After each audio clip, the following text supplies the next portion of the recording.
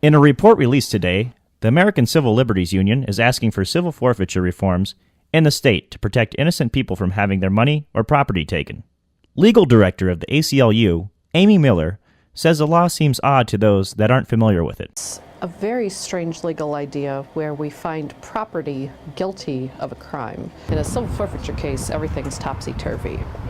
It's captioned State of Nebraska versus $4,000. So the property is on trial to determine if it's guilty.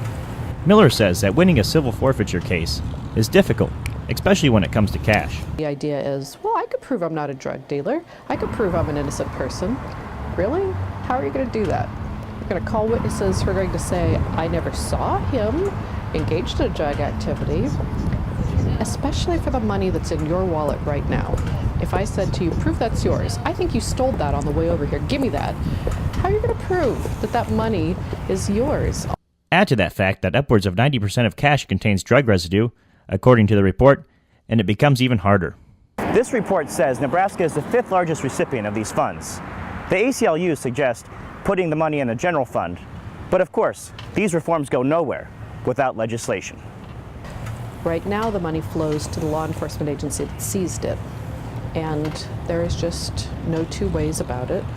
We worry that creates an incentive. Our goal was to get the information out now.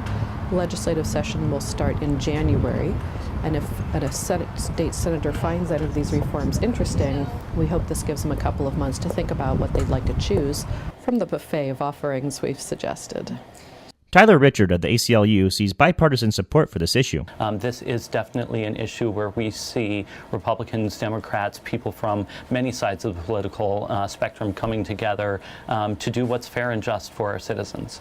And it's worth noting that states that did pass these laws did so with the help of Democrats and Republicans.